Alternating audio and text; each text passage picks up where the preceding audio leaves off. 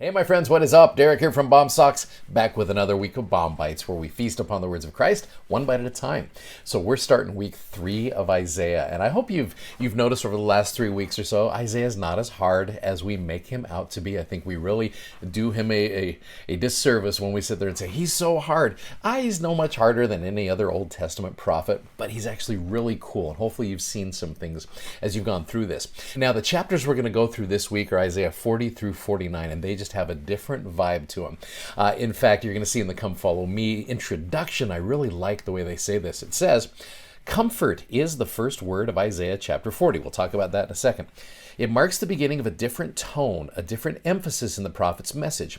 Where Isaiah's earlier writings warned Israel and Judah about destructions and captivity that would come because of their sins, these later prophecies were meant to comfort the Jews over 150 years in the future after Jerusalem was destroyed. The temple was desecrated and the people were taken captive by Babylon, which again were all the things that Isaiah warned them about. But these prophecies reach even further into the future than to the defeated, disheartened Israelites. They speak to us, and these really do. Those who also sometimes feel defeated, disheartened, and even lost. Isaiah's message to them and to us is simple. Fear not. All is not lost. The Lord has not forgotten you. He has power over situations that seem out of your control. Isn't this the Lord that created the heavens, and he that spread forth the earth, and he that giveth breath unto the people upon it? Isn't he more powerful than Babylon, than sin, than whatever is holding you captive? Return unto me, he pleads, for I have redeemed thee. He can heal, restore, strengthen, forgive, and comfort whatever is needed for you, in your case, to be redeemed. So you're going to see that theme overarching this whole week. And if you read it that way, there's so much to study. In fact, today I just wanted to hit on chapter 40. And chapter 40 has got so much in there. You look at the first 5 verses, like it said before, verse 1. Comfort ye, my people, saith your God. Speak ye comfortably to Jerusalem, because Jerusalem right now is struggling. Cry unto her that her warfare is accomplished, that her iniquity is pardoned, for she hath received of the Lord's hand double for all her sins. It's like, yep, it's been a rough time for Israel. Verse 3 and verse 4. Now, John the Baptist actually quoted these when he was introducing Jesus Christ. The voice of him that crieth in the wilderness, prepare ye the way of the Lord.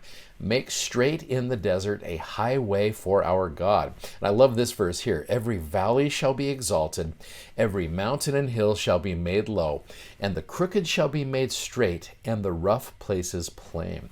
So when you take those verses there, and again, it's talking about all of this commotion and things, I want to look at it a little bit deeper, I guess, into the way our lives go.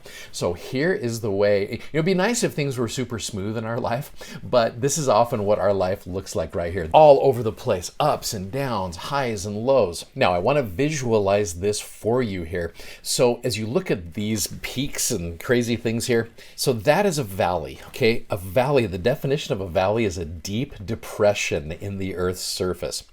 That's a mountain. Mountains are higher up there. Hills as well. You got those high hills. You got crooked times in our lives, and you've got rough ways in our lives. Now you go back to that verse 4, and again, this is a prophecy about Jesus Christ. Every valley shall be exalted. Every mountain and hill shall be made low. The crooked shall be made straight. Well, sort of straight there anyway, looking at that. And the rough ways and the rough places shall be plain. Now, as you look at this right here, it's like, that's what Jesus Christ does. He has these abilities to level out these areas in our lives so that we're not too reliant on these crazy highs all the time, and that these lows do not absolutely ruin us. And that's what the atonement does. You go into Alma 7 where it talks about Jesus suffering pains and afflictions and temptations. He suffers these things so that he can understand and know how to help us through these things. With that said, you go to the rest of chapter 4 40. And again, like I said, there's so many places to go with these chapters. But I want to take you down to verses 26 to 31. Now, I'm just going to read these to you in the King James Version. And these are amazing in the King James Version. I love them. And think about, again, this idea of these chapters and these particular verses are designed to comfort. Lift up your eyes on high. Behold, who hath created these things, that bringeth out their host by number. He calleth them all by names, by the greatness of his might, for he is strong in power, not one faileth. Why sayest thou, O Jacob, and speakest, O Israel, my way is hid from the Lord, my judgment is passed over from my God?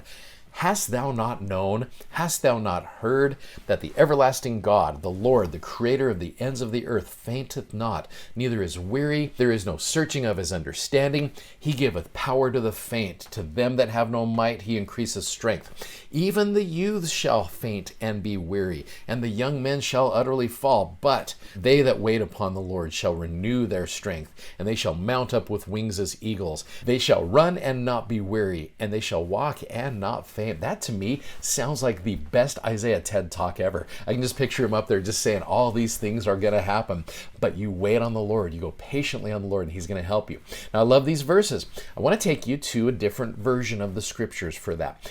You've known, if you've watched this, you know that we love other versions. It's fun to be able to study those out. This is the contemporary English version of those verses. And listen to these. Look at the evening sky. Who created the stars? Who gave them each a name? Who leads them like an army? The Lord is so powerful that none of the stars are ever missing. The Lord gives strength. You people of Israel say, God pays no attention to us. He doesn't care if we're treated unjustly. But how can you say that? Don't you know? Haven't you heard? The Lord is the eternal God, the creator of the earth. He never gets weary or tired. His wisdom cannot be measured. The Lord gives strength to those who are weary. Even young people get tired, then stumble and fall, but those who trust the Lord will find new strength. They will be strong like eagles, soaring upward on wings. They will walk and run without getting tired. I love these verses. They're so good because they show us, again, you've got Judah at this time who's probably very discouraged, very frustrated. Like that back in verse 2, like, our sins have been doubled. This is not good. And then here's Isaiah saying, okay, if you will just turn to the Lord, then all of these good things will happen to you. And like that Come Follow Me message said, this is not just a message to the kingdom of Judah 150 years after they've gone through all of this stuff. It goes down through generations to you and I when we are struggling, when we are having problems, when we are faint and weary, and we're just like, I don't know how I'm going to make it through this next day. Will we trust in him? Don't you know? Have you not heard? There's a God in Israel who can help you. There's people out there who don't know that, and we should probably share that message with them, which is one of the reasons why I wanted to share this with you today. Remember that as you're going throughout this whole week of studying these awesome chapters in Isaiah. Thanks for watching. Thanks for subscribing. And thanks so much for sharing these messages. We love that you do that. And please go check out our amazingly comfortable gospel themed socks at BOM-BITES.com. You guys have a great day, and we'll see you tomorrow. Godspeed. Bye-bye.